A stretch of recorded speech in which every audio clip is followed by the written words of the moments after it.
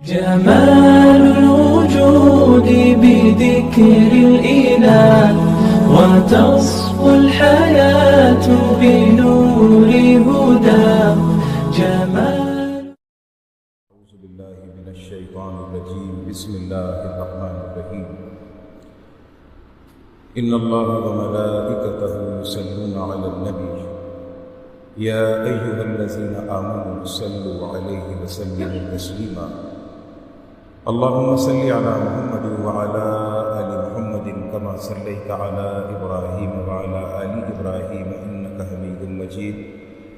اللهم بارك على محمد وعلى آل محمد كما باركت على إبراهيم وعلى آل إبراهيم إنك حميد مجيد. أما بعد. صفحہ نمبر 213 اور پارہ نمبر 12 ہے.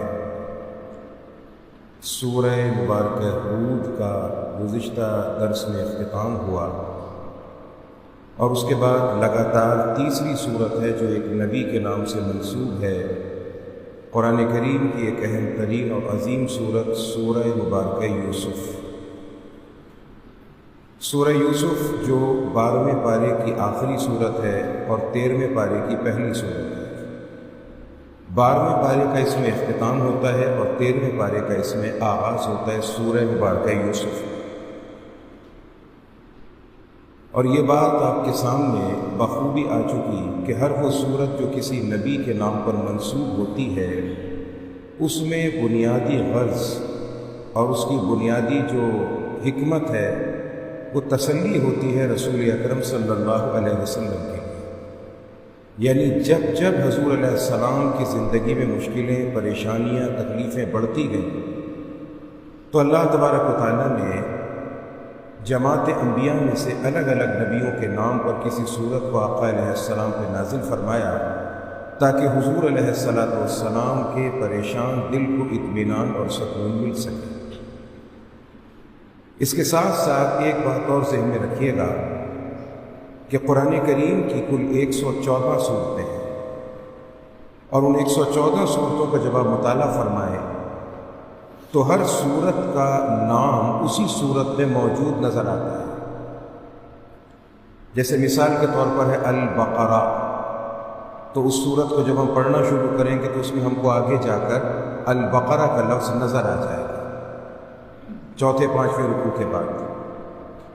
آل عمران کا لفظ ہے صورت کا تو وہاں پر ہم کو عمران کا لفظ نظر آ جائے گا. اسی طریقے سے تمام الفاظ جو صورتوں کے نام ہیں وہ صورتوں کے نام اسی صورت میں ہم کو نظر آ جاتے ہیں.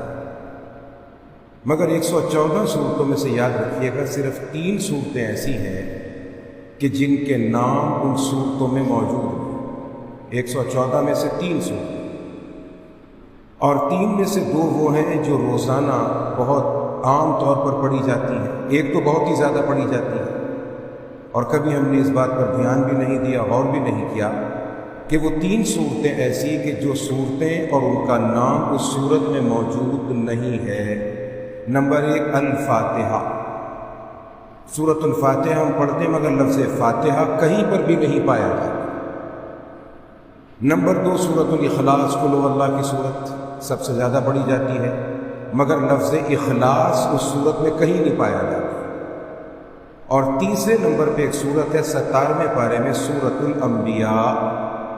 سورۃ الانبیاء 17ویں پارے میں موجود ہے مگر لفظ انبیاء اس پوری صورت میں کہیں پر لفظ انبیاء نظر نہیں آتا. تو جتنی صورتیں ہیں تمام کی تمام صورتوں کا جو نام ہے وہ نام اندر کہیں نہ کہیں پایا جاتا ہے. خواہ وہ صورت جانور کے نام پر ہو، خواہ وہ صورت کسی مقام کے نام پر ہو یا وہ صورت کسی نبی کے نام پر ہو، اس صورت کا نام کہیں نہ کہیں اندر آپ کو نظر آ جائے گا. مگر 3 صورتیں ایسی ہیں کہ جن 3 صورتوں کا نام ان صورتوں میں نظر نہیں آتا. نمبر 1 سورۃ الفاتحہ، نمبر 2 سورۃ الاخلاص اور نمبر 3 پہ سورۃ الانبیاء. یہ 3 صورتیں ایسی ہیں کہ جن صورتوں کا جو لفظ ہے اخلاص، فاتحہ، انبیاء، یہ تینوں لفظ اس صورت میں موجود نہیں. یہ نام رکھا گیا اور اسی طریقے سے یہ نام موجود ہے. سورۃ الفاتحہ کے تقریباً 150 نام ہیں الگ الگ روایات میں آتے ہیں 150 نام ہیں۔ مشہور ترین نام الفاتحہ، الکافیہ، الشافیہ، العافیہ، الوافیہ، الواقیہ، بہت سارے اس کے نام ہیں، جن میں سے چند ایک نام 9-10 مشہور ہیں، اور سب سے مشہور نام الفاتحہ۔ فاتحہ کا معنی افتتاح، یعنی قرآن پاک کے جتنے بھی مضامین ہیں وہ تمام کے تمام اس میں موجود ہیں، اور بطور افتتاح کے، بطور آغاز کے اس سے قرآن پاک کا اس سے آغاز کیا جاتا ہے تاکہ قرآن پاک کے تمام مضامین کا خلاصہ اس کے اندر آ جائے۔ آج کی جو صورت ہمارے سامنے موجود ہے، اس کو شروع کرنے سے پہلے ہم اس کا مختصر سا خلاصہ اپنے ذہن میں رکھیں گے کہ اس صورت میں کیا کچھ بیان کیا گیا ہے۔ اس صورت کا نام ہے یوسف۔ یوسف ایک نام، اللہ کے نبی ہیں۔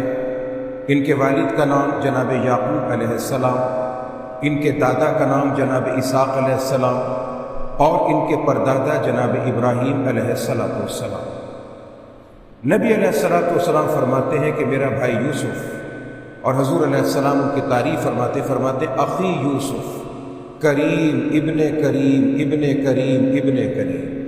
فرمایا کہ میرا بھائی یوسف یہ اتنا برکت والا ہے، یہ خود بھی شریف تھا، شریف کی اولاد تھا، شریف کا پوتا تھا، اور بہت بڑے شریف کا پڑپوتا تھا۔ اس انداز میں تعارف کرواتے ہیں نبی علیہ السلام جناب یوسف علیہ السلام کا۔ ہر لفظ کا کوئی نہ کوئی معنی اور خصوصیت کے ساتھ نام جب رکھا جاتا ہے تو اس نام کا کوئی نہ کوئی اثر زندگی میں پایا جاتا ہے۔ یوسف سین کے پیش کے ساتھ یوسف ہے، سین پر پیش کے ساتھ، سین کے زبر کے ساتھ یوسف وال لوگ کہتے ہیں، غلط ہے۔ کم از کم درجے میں جو نام انبیاء کا نام ہے، نبیوں کا نام ہے، اس نام کو ہمیں چاہیے کہ صحیح تلفظ کے ساتھ ادا کریں۔ کسی کا نام یعقوب ہے تو اس کو یعقوب کہیں، یعقوب نہیں۔ کسی کا نام اسحاق ہے تو ساکا نہ کہیں، اسحاق کہیں۔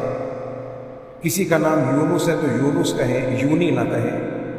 کسی کا نام اگر یوسف ہے تو یوسف کہا جائے، اس کو بگاڑ کرنا استعمال کیا جائے۔ کم از کم درجے میں جو جناب انبیاء کے نام ہیں قرآن پاک کے اندر موجود ہیں، ان ناموں کو اسی لفظ کے ساتھ استعمال کیا جائے جو حضرات انبیاء کے نام ہیں۔ یوسف، بعض لوگوں نے اس کا معنی کیا افسوس کرنے والا، مگر یہ لفظ غلط ہے، غلط ہے۔ ابراہیم کا معنی ہوتا ہے بزرگ، محترم، قابل تعظیم، قابل تقریم۔ ابراہیم علیہ السلام کے بیٹے اسحاق کا معنی مسکراہٹ، مسکرانے والے کو کہتے ہیں۔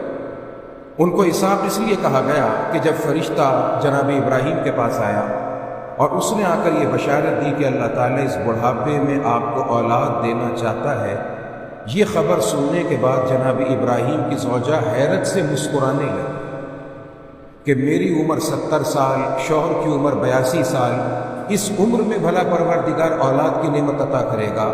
یہ خبر سنی اور سن کر جناب ابراہیم کی زوجہ مسکرانے لگی۔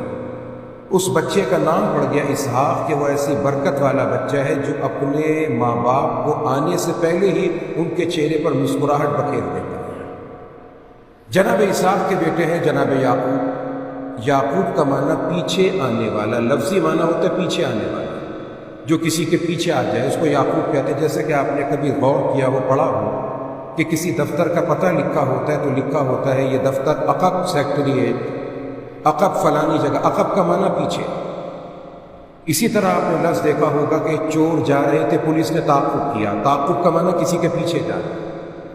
یعقوب کا معنی ہوتا ہے لفظی طور پر کسی کے پیچھے پیچھے آنا، یہ ہے لفظی معنی۔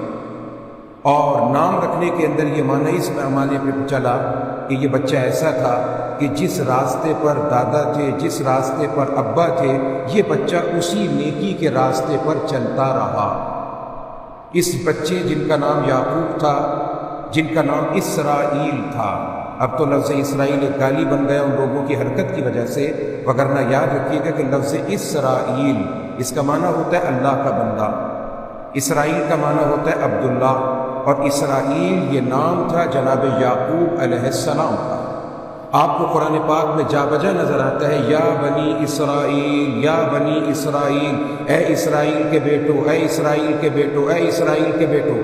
تو اسرائیل یہ نام کس کا تھا؟ جناب یعقوب علیہ السلام کا۔ یعقوب علیہ السلام کو اللہ تعالیٰ نے 12 بیٹے عطا کیے، 12 بیٹے۔ اور 12 میں سے پروردگار نے مقام نبوت کے لیے انتخاب کیا صرف ایک، اور وہ تھے یوسف علیہ السلام۔ بعض لوگوں نے کہا کہ یوسف کا معنی ہوتا ہے افسوس کرنے والا یا افسوس زدہ، مگر یہ معنی صحیح نہیں ہے۔ یوسف کا معنی ہوتا ہے اضافہ، اضافہ، کسی چیز میں کثرت، کسی چیز کے اندر بڑھوتری۔ جناب یعقوب علیہ السلام نے اپنے اس بچے کا نام یوسف اس لیے رکھا کہ اس سے پہلے پروردگار عالم نے 1 نہیں 2 نہیں، ان کو 11 بیٹے عطا فرمائے، 10 بیٹے ایک ہی ماں باپ سے۔ اس کے بعد جناب یعقوب علیہ السلام کی اہلیہ کا انتقال ہو جاتا ہے اور وہ اپنی سالی سے شادی کرتے ہیں۔ 10 بیٹے، یہ ایک ماں باپ سے ہیں، ماں بھی ایک باپ بھی ایک، اور 2 بیٹے جن میں سے ایک کا نام تھا بنیامین اور ایک کا نام تھا یوسف۔ یہ دونوں بیٹے جو تھے یہ باپ کے اعتبار سے تو ایک تھے، مگر ماں ان دونوں بیٹوں کی علیحدہ تھی۔ 10 لڑکے جو پہلے تھے ان کی ماں الگ، اور ان بچوں کی 2 کی ماں الگ، اگرچہ ان بچوں کی سگی خالہ تھی۔ یوں اللہ تبارک و تعالیٰ نے جناب یعقوب علیہ السلام کو 12 بیٹے عطا فرمائے، 12 بیٹے، اور یہیں سے پھر یہ سلسلہ چلا تمام تر یہودیوں کی نسلوں کا، اور یہ سلسلہ چلتا رہا، بڑھتا رہا، پھیلتا رہا۔ اب یہ تاریخ لکھنے والوں نے لکھا ہے، تاریخ نگار کہتے ہیں کہ جناب یعقوب علیہ السلام کے جو یہ 12 بیٹے تھے، جناب یوسف علیہ السلام سمیت، یہ الگ الگ جگہوں پر جا کر آباد ہوئے، عرب کے الگ الگ علاقوں کے اندر، مصر میں، فلسطین میں، شام میں، اور کثرت کے ساتھ یہ اقصیٰ، مسجد اقصیٰ کے پاس، ان علاقوں کے اندر یہ آباد ہوئے نبیوں کی اولاد۔ اور انہی کے ایک بیٹے تھے، انہی کے ایک صاحبزادے تھے، جو ان 12 بھائیوں میں سے، ان 12 میں سے ایک بیٹا جناب یعقوب علیہ السلام کا تھا، جو اس عرب کے علاقے سے نکل کر یہاں افغانستان کے علاقے میں آ کر آباد ہوا، اور اسی افغانستان کے علاقے میں آباد ہوا، اور وہاں پر اس کی نسل چلی، تمام تر سلسلہ چلا، بقول تاریخ نگاروں کے کہ حضرت یعقوب علیہ السلام کے اسی بیٹے کی نسل سے اللہ تعالیٰ نے پختون نسل کا آغاز کیا۔ جو ہمارے ہاں صوبہ سرحد میں، بلوچستان میں، افغانستان میں جو پختون آبادی ہے، اس کی جو جڑ اور بنیاد چلی وہ جناب یعقوب علیہ السلام کے 12 بیٹوں میں سے ایک بیٹا تھا، اور وہ بیٹا جا کر کہیں پر اس علاقے سے نکل کر دور چلا گیا۔ اللہ تعالیٰ نے سلسلے کو قائم کرنا تھا، اور انہوں نے اس کی کچھ علامات بیان کی ہیں۔ علامات انہوں نے بیان کی ہیں کہ اس کے اندر رنگ روپ کے اعتبار سے، قد کاٹھی کے اعتبار سے، چلنے پھرنے کے اعتبار سے، اور طرز زندگی کے اعتبار سے اگر دیکھا جائے تو پختون قوم کا طرز زندگی جو ہے وہ عربوں کے ساتھ زیادہ مشابہ ہے۔ قبیلے کی شکل میں رہنا، فرشی نظام کے ساتھ بیٹھ کر رہنا، اور تمام تر زندگی کا جو ہے ایک سلسلہ کار وہ بہت زیادہ پختون قوم اور عرب قوم کا ملتا جلتا ہے آپس کے اندر۔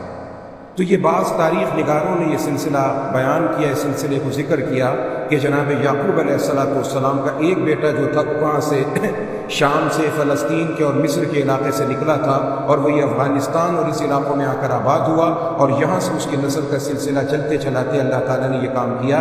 یہ تاریخ نگاروں کی بات ہے، کسی قرآن و حدیث کی بات نہیں ہے۔ جناب یوسف علیہ السلام اللہ کے نبی، اور ان کے نام پر اللہ نے جب یہ صورت نازل فرمائی تو اس وقت میں آپ جو تاریخی واقعات اور پس منظر ہے، نبی علیہ السلام تمام تر زندگی کی عظیم ترین، اور یوں سمجھ لیں کہ جو زندگی کا تنگ ترین، تاریخ ترین دور نبی علیہ السلام کا ظلم کے اوپر مبنی تھا، جو ظلم کیا جا رہا تھا، وہ دور تھا جب سورہ یوسف کا نزول ہو رہا تھا، اور سب سے زیادہ حضور کو تکلیف دی جا رہی تھی اپنوں کی طرف سے۔ اپنے عزیز و اقارب رشتہ دار وہ تمام کے تمام سمجھ لیں کہ ہاتھوں میں تلوار پکڑ کے معاذ اللہ حضور کو ذبح کرنے کو تیار بیٹھے رہے۔ سب سے زیادہ یعنی کہ مشقت والا جو دور تھا تقریباً وہ گزرتا ہوا نظر آتا ہے جب اللہ تعالیٰ سورۃ یوسف کا نزول فرماتے ہیں، اور اس میں اللہ تبارک و تعالیٰ ذکر کرتے ہیں کہ دیکھو یوسف کو کیسے اس کے بھائیوں نے معاملہ کیا۔ اے میرے پاک نبی علیہ السلام، آپ کے برادران بھی آپ کے ساتھ یہی معاملہ کریں گے، ایسا معاملہ ہوگا جیسے وہ ثابت قدم رہا، میں نے اس کو عزتوں سے سرفراز کیا، اسی طرح سے میں آپ کو بھی بلاخر عزتوں سے سرفراز فرماؤں۔ آپ کی مخالفت کرنے والے، آپ کو نیچے کرنے والے خود ذلیل ہو جائیں گے، نیچے ہو جائیں گے، اور آپ کو عزت میں عطا کروں گا۔ ہم سورہ یوسف کے اوپر جب غور کریں گے انشاءاللہ، سورہ یوسف جب ہمارے سامنے آئے گی اور جیسے جیسے یہ چلے تو آپ حضرات آج کل نیٹ کا دور ہے اور ہر چیز ایک انگلی کے اشارے پر سامنے آ جاتی ہے، تو ماشاءاللہ قرآن پاک پڑھنے والے بڑے بڑے بہترین، بڑے بڑے اللہ تعالیٰ نے بڑے بڑے آوازیں، لوگوں کو بڑا گلا پڑھنے کا بڑا انداز دیا ہے، مگر بعض لوگوں کا پڑھنا ایسا ہوتا ہے کہ وہ از دل خیزت بر دل ریزت، جو الفاظ زبان سے نکلتے ہیں اور وہ سیدھے جا کر دل پر اثر انداز ہوتے ہیں۔ اس موجودہ ہمارے دور میں ایسے پڑھنے والوں میں سے یوں سمجھ لیں جو بڑا جوان، تر و تازہ اور بڑا سرسبز و شاداب، اور زبان سے نکلنے والے الفاظ جو براہ راست دل پر اثر انداز ہو جائیں، ان پڑھنے والوں کے اندر سے جن کو گزشتہ 4 سال سے حرم کعبہ سے گویا کہ زبردستی ریٹائر کر دیا گیا، نکال دیا گیا، شیخ سعود الشریف، ان کا پڑھنا، باقی سب بھی ماشاءاللہ خدا سلامت رکھے، مگر اس شخص کا پڑھنا بڑا تر و تازہ، بڑا بے تکلف، بالکل تکلف سے پاک، تصنع سے پاک، بناوٹ سے پاک، اور بالکل الفاظ جیسے جیسے ان کے ادا ہوتے جائیں، آپ نکالیں نیٹ پہ دنیا جان کی سب چیزیں، وہ بھی آپ کے سامنے آ جائیں گے جو ان کے پڑھے ہوئے قرآن پاک کے مختلف صورتوں کے الفاظ اور چیزیں ہیں۔ تو سورہ یوسف جب چلے، آپ اس کو تھوڑا بہت آپ کے سامنے آ جائے تو آپ ان کی آواز میں اس کو پورا سنیے گا جو حرم کعبہ میں انہوں نے تراویح کے اندر پڑھائی ہے، وہ آپ نکالیں گے، وہ آپ کے سامنے آ جائے گا، اس کو آپ سنیے گا، اور وہ تمام تر چیزیں آپ کے سامنے آتی جائیں گی۔ کسی اور جگہ پر ترجمے کے ساتھ سماعت فرما لیجیے گا، مگر پہلے زبانی طور پر جو انہوں نے تراویح کے اندر پڑھا ہے 5-6 سال پہلے، وہ آپ اس کو سماعت فرما لیجیے گا۔ سورہ یوسف کے اندر اللہ تبارک و تعالیٰ نے قرآن پاک کے 30 پارے ہیں، ان 30 پاروں کو اگر تقسیم کیا جائے تو یاد رکھیے گا 30 میں سے 10 سپارے وہ ہیں جو واقعات اور قصوں پر مشتمل ہیں۔ اللہ تبارک و تعالیٰ نے اس میں واقعات اور قصے بیان کیے، اور قرآن پاک کی ایک 20ویں صورت ہے، اس 20ویں پارے کی ایک صورت کا نام ہے سورۃ القصص، واقعات کی صورت، اس کا نام ہی یہی ہے۔ مگر کسی واقعے کو اللہ یہ نہیں کہتا کہ لوگوں میں تمہیں ایک بہترین قصہ سنا رہا ہوں، اے میرے لوگوں سنو، میرے بندوں سنو، میں تم کو ایک بہترین قصہ سنا رہا ہوں۔ یہ اللہ کا کریم نے اگر اعزاز دیا، سورہ یوسف کو اعزاز دیا ہے، آگے آپ کے سامنے آ جائے گا کہ اے محمد صلی اللہ علیہ وسلم، میں تمہیں ایک بہترین قصہ سناتا ہوں، وہ قصہ سنو اور آگے لوگوں کو بیان کرو۔ سورہ یوسف کے اندر صرف ایک واقعہ اور قصہ نہیں، اس میں بے شمار باتیں ہیں، بے شمار اس کے اندر گہرائیاں ہیں، اور بہت سارے اس کے نکات اور بہت ساری حکمتیں ہیں جو اس صورت کے اندر چھپی ہوئی۔ نمبر 1، پہلی بات، سب سے پہلی بات جو ہمیں صورت کے اندر نظر آتی ہے وہ نظر آتی ہے خواب کے بارے میں۔ خواب، عام طور پر تو خواب انسان سوتا ہے، سونے کے بعد اسے کچھ نظر آیا، پتہ نہیں کہ جو دیکھا وہ صحیح ہے، غلط ہے، کیا نہیں، مگر سورۃ یوسف کے اندر ہمیں شروع سے لے کے اختتام تک، اول سے لے کے آخر تک ہمیں اس میں 2-3 بڑے اہم ترین خواب نظر آتے ہیں۔ اس سورت کا جو سب سے پہلا آغاز ہے، ابتدائیہ ہے، اس کا سمجھ لیں جو انٹرو ہے، جہاں سے اس سورت کا مضمون داخل ہوتا ہے، اس کا ابتدائیہ وہ خواب ہے۔ اللہ کے نبی یوسف علیہ السلام اپنے ابا کے پاس، جناب یعقوب کے پاس آئے اور آ کر کہا، عمر کتنی ہے؟ 4-4.5 سال۔ 4-4.5 سال کی عمر کا بچہ آ کر اپنے والد محترم کو خواب بیان کرتے، والد بھی کون؟ جو اللہ کے نبی، آ کے خواب کو بیان کرتے کہ ابا جان میں نے ایک خواب دیکھا اور وہ خواب بڑا عجیب ہے۔ بیٹا کیا دیکھا؟ انی رأیت 11 کوكبا والشمس والقمر رأیتهم لی ساجدین۔ ابا جان نے خواب دیکھا ہے 11 ستارے، 1 چاند، 1 سورج، یہ تمام کے تمام مجھے جھک کر سجدہ کر، ستارے بھی مجھے سجدہ کر رہے ہیں، چاند بھی مجھے سجدہ کر رہا ہے، سورج بھی مجھے سجدہ کر رہا ہے۔ یعقوب علیہ السلام نے یہ خواب سنا، اور خواب سن کر جناب یعقوب نے سب سے پہلی جو بات فرمائی وہ کیا تھی؟ تعبیر بعد میں بتائی، ساری باتیں بعد میں کی۔ سب سے پہلی بات جو باپ نے بیٹے کو سمجھائی وہ کیا کہ بیٹا یہ خواب تم نے مجھے تو سنایا ہے، اپنے کسی بھائی کو نہ سنا۔ باپ کہہ رہے، باپ تھے، نبی کے بیٹے، نبی کے پوتے تھے، مگر دوسرے بیٹوں کی نیچر جانتے تھے، ان کی خصلت جانتے تھے۔ یہاں سے اس واقعے سے کہ ایک نبی ہے مستقبل کا یوسف، ایک نبی حال کا ہے یعقوب علیہ السلام، بیٹا باپ کو خواب بیان کرتا ہے، باپ نے خواب سنا، باپ پہنچ گئے کہ پروردگار اس بیٹے کو کس منصب پر پہنچانا چاہتا ہے، مگر باپ نے بیٹے کو منع کر دیا کہ بیٹا یہ خواب کسی کو بتانا مت، خصوصاً اپنے بھائیوں کو مت بتانا، ان سے چھپا کے رکھنا۔ اور اس کی وجہ اللہ کے نبی یعقوب نے کیا بتائی کہ بیٹا اگر تو نے یہ خواب بتایا، اس خواب میں پروردگار نے بڑی اونچی درجے کی بشارت دی ہے، وہ تیرے بھائی کہیں تیرے خلاف کسی سازش کا انتظام نہ کر رہے۔ یہ باپ کہہ رہے بیٹے جانتے تھے نا، پتا تھا کہ بڑے بیٹوں کا نیچر اور فطرت کیا ہے۔ یہاں سے یہ بات پتہ چلی، آپ کو اللہ تبارک و تعالیٰ کوئی خوشی کی بات، خوشی کا مقام، خوشی کی کوئی چیز ہے، ایک نبی کی زندگی کی تعلیم ہم کو یہ بتا رہی ہے کہ جب تک وہ کام کسی منزل تک نہ چلا جائے اسے لوگوں میں عام نہ کریں، اسے لوگوں میں عام نہ کریں۔ ایک مثال ہے عربی کی، بعض لوگوں نے کہا کہ حدیث ہے، پتہ نہیں حدیث ہے کہ نہیں، مگر عربی کی ضرب المثل ضرورت تفسیروں کے اندر آتی ہے، من کتم سرہ نالا مرادہ، من کتم سرہ نالا مرادہ، جو انسان اپنا راز چھپاتا ہے وہ منزل کو پاتا ہے، جو انسان اپنا راز چھپاتا ہے وہ منزل کو پاتا ہے۔ یعنی کوئی اہم ترین بات، کوئی اچھی بات ہے، آپ اس بات کو ذکر کریں اس سے جو آپ سے خوش ہونے والا ہے۔ اگر آپ کو یہ محسوس ہے، یہ اندازہ ہے کہ یار اس کی طبیعت میں کوئی بغض ہے، عناد ہے، حسد ہے، تو اپنا جو کوئی انعام کا اللہ کی طرف سے اکرام کا معاملہ ہے اسے آپ کچھ وقت کے لیے چھپا لیجیے، اسے ذکر نہ کیا جائے۔ خواب، جناب یوسف علیہ السلام نے خواب دیکھا 4 سال کی عمر میں، اور خواب کی تعبیر اللہ نے بتائی 40 سال کے بعد۔ پتہ چلا کہ جو خواب آپ نے رات کو دیکھا ہے نا، یہ صبح کو تعبیر نظر آ جائے، لوگوں کو بے چینی ہو جاتی، میں نے یہ خواب دیکھا، کیا تعبیر ہے؟ آپ ایسا نہ کریں کہ ہتھیلی پہ سرسوں جمانا شروع کر دیں۔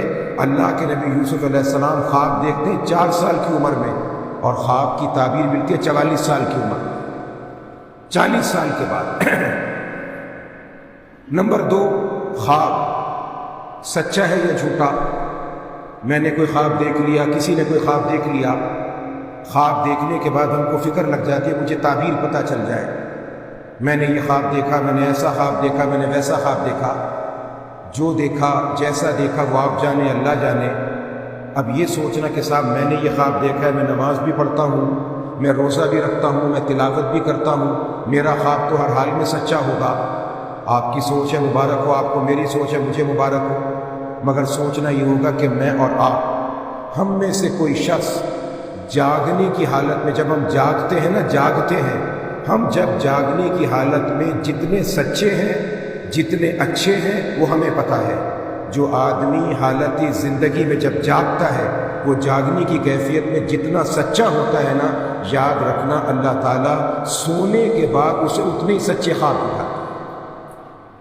اور جو آدمی جاگنے کی کیفیت میں جتنا جھوٹا ہے، فریبی ہے، مکار ہے، دھوکے باز ہے، وہ زمزم سے وضو کر لے، غلاف کعبہ کا کرتا پہن لے، اور پھر کہے کہ میں نے یہ خواب دیکھا تھا، مجھے خواب میں حضور آئے تھے، فلانا تھا، فلانا تھا، یہ تھا، ڈھماکڑا تھا۔ اگر وہ زندگی میں جب جاگ رہا ہے جھوٹا ہے، اس جھوٹے کو سونے کے بعد سچا خواب نہیں آ سکتا، جھوٹا خواب آئے گا۔ ہاں، اس تمام کائنات میں فقط ایک خواب ایسا ہے کہ جو کسی نے اگر دیکھا تو آنکھیں بند کر کے کہے کہ یہ سچا خواب، اس میں کوئی تعبیر نہیں، اس میں کسی قسم کا شک نہیں، شبہ نہیں۔ ترمذی شریف حدیث پاک کی اہم ترین کتاب، اور اس اہم ترین کتاب کی اہمیت اور خاصیت یہ ہے مدارس دینیہ میں بریلوی ہو، دیوبندی ہو، اہل حدیث ہو، کوئی بھی ہو، حدیث پاک کے اہل سنت کے ہاں 6 کتابیں پڑھائی جاتی ہیں۔ سب سے پہلے بخاری، مسلم نمبر 3 پہ آتی ہے جامع ترمذی۔ اس کتاب کے لکھنے والے، مرتب کرنے والے حکیم ابو عیسیٰ ترمذی رحمۃ اللہ تعالیٰ علیہ، اور امام ترمذی رحمۃ اللہ علیہ فرماتے ہیں کہ جس انسان کے پاس میری یہ جمع کردہ کتاب موجود ہے وہ یقین کرے کہ اس کے گھر میں اللہ کا بولتا ہوا نبی موجود ہے صلی اللہ علیہ وسلم۔ اس کتاب کے آخر میں انہوں نے ایک چیپٹر اور ایک کتاب کا ایک حصہ قائم کیا جس کا نام ہے شمائل ترمذی، اور یہ زندگی کا، دنیا اسلام، دنیا کی تاریخ کا ایک کتاب کا وہ حصہ ہے جو دنیا میں کوئی کسی نبی کا ماننے والا نہ لکھ سکا، نہ لکھ سکتا ہے، نہ کبھی لکھ سکے گا۔ وہ ایسا تاریخ کا انمول ترین نمونہ کہ جس نے لکھنے والے نے صحابہ کرام سے جمع کیا۔ یہ تو باتیں ہیں کہ حضور نے یہ فرمایا، سچ بولا کرو، نماز پڑھا کرو، زکوٰۃ دیا کرو، تہجد پڑھا کرو، ایسا کام کرو، ایسا کام کرو، ایسا کام کرو، مگر اس اللہ کے بندے نے جو محنت کی اور صحابہ کرام کی وہ باتیں اور قول جمع کیے کہ رسول اکرم سرور دو عالم آقا نامدار سرور سرورہ امام الانبیاء صلی اللہ علیہ وسلم کا اٹھنا کیسا تھا، آپ کا چہرہ کیسا تھا، ناک مبارک کیسی تھی، آنکھ مبارک کیسی تھی، دندان شریف کیسے تھے، چہرے کا ابھار کیسا تھا، چہرے کا نکھار کیسا تھا، بیٹھنے کا انداز کیسا تھا، نوالا بنانے کا انداز کیسا تھا، آنکھوں کی بناوٹ کیسی تھی، آنکھوں کی اندرونی رنگت کیسی تھی، یہاں تک کہ نبی علیہ السلام کی داڑھی مبارک کے بال سفید کتنے تھے، کالے کتنے تھے، ان تمام چیزوں کو نقل کر کے نوٹ کر کے بیان کرتے ہیں۔ اس کا نام شمائل ترمذی۔ وہ کتاب ترمذی، جامع ترمذی جہاں پر ختم ہوتی ہے، اس کی جو اختتامی حدیث ہے، جہاں جا کر وہ کتاب ترمذی شریف ختم ہوتی ہے، اور عجیب کتاب، عجیب اس کتاب کا انداز، اور عجیب اس کتاب کے بیان کرنے کا انداز، اس کتاب کے الفاظ کے انداز، اس کے اندر اس کی احادیث کی سند کا انداز، تمام تر چیزیں، اور یہ اللہ کا محض کرم اور اس کی سوائے کرم نوازی، کچھ نہیں، ہم کو کسی قابل تھے نہیں کہ پروردگار عالم نے وہ عظیم کتاب اس بر صغیر کے ایک عظیم ترین استاد سے ہمیں پڑھنے کی توفیق عطا فرمائی، جن کو دنیا بذات خود اس زمانے کا ترمذی کہا کرتی تھی، یعنی کہ جناب شیخ موسیٰ خان روحانی البازی رحمۃ اللہ تعالیٰ۔ اللہ کا فضل، اس کا کرم کہ از اول تاخیر لکھوائی بھی، پڑھائی بھی انہوں نے۔ ترمذی شریف کی جو کتاب ہے وہ جہاں پر جا کر ختم ہوتی ہے، اور جس روایت کو پڑھنے کے بعد اساتذہ طلباء کو دعا کرواتے ہیں کہ بھئی اب کتاب تمہاری ختم، دعا کرتے ہیں۔ ہماری بھی دعا ہوئی تھی، سردیوں کی رات تھی، اور رات کا تقریباً غالباً 3:30 پونے 4 بجے کا وقت تھا۔ رات کے وقت میں سبق ہوا کرتا تھا، اور رات کو حضرت بیٹھا کرتے تھے، عشاء کی نماز 7، سوا 7 بجے، 7:30 بجے ہوتی تھی، 8 بجے سبق شروع ہوتا تھا، اور 8 بجے سے لے کر رات کے 2 بجے، 3 بجے، 4 بجے تک سبق چلا کرتا تھا۔ سردیوں کی جاڑے کی رات ہوا کرتی تھی۔ تو ترمذی شریف کی حدیث جس مقام پر جا کر ختم ہوتی ہے، آخری حدیث وہ کیا ہے کہ رسول اکرم سرور دو عالم آقا نامدار صلی اللہ علیہ وسلم نے ارشاد فرمایا کہ اے لوگو، اے میرا کلمہ پڑھنے والو، تم میں سے جس کو کسی کو اللہ نے خواب میں میری زیارت کروائی اور اس نے خواب میں نبی علیہ السلام کو دیکھا، فرمایا کہ وہ یقین کرے کہ اس نے مجھ ہی کو دیکھا ہے، اس لیے کہ شیطان میری شکل اختیار کر کے کسی کو دھوکہ نہیں دے سکتا۔ یہ خواب ایسا ہے میرے دوستو جو 100% سچا خواب۔ کسی اگر میرے دوست کو، بزرگ کو، نوجوان کو، کسی کو اللہ تعالیٰ اگر یہ سعادت عطا کر دے، وہ یقین کرے کہ اس نے دیکھا ہے رسول اکرم صلی اللہ علیہ وسلم۔ اور پھر اس کے ساتھ ساتھ نبی علیہ السلام نے ایک بات اور فرمایا کہ جس کسی انسان نے میرا نام لیا اپنے آپ کو اونچا کرنے کے لیے کہ جناب مجھے حضور نے خواب میں آ کر یہ بتایا، مجھے یہ بتایا۔ ہمارے شہر لاہور میں ایک صاحب ہوتے تھے، خوابوں کے شہزادے، اور ماشاءاللہ پھر وہ پرواز کر کے کینیڈا تشریف لے گئے، بہت بڑے اپنے آپ کو کہتے ہیں شیخ الاسلام، مگر وہ ہے شوخی الاسلام، وہ اسلام کی شوخی ہیں۔ ان موصوف کو، میں تو کسی کا نام تو لے نہیں رہا، ان موصوف کو نہ 2 نہ 3 نہ 4، ماشاء اللہ 4.5 گھنٹے تک خواب میں حضور نظر آتے رہے، ماشاء اللہ 4.5 گھنٹے 4.5 گھنٹے۔ اور حضور نے آ کر یہ فرمایا کہ میں مکے سے مدینے جانا چاہتا ہوں، پی آئی اے کا ٹکٹ میرا تم نے لا کے دینا ہے۔ پی آئی اے کے جہاز میں ہم بیٹھنے کو تیار نہیں، حضور بیٹھیں گے پی آئی اے میں، ماشاء اللہ۔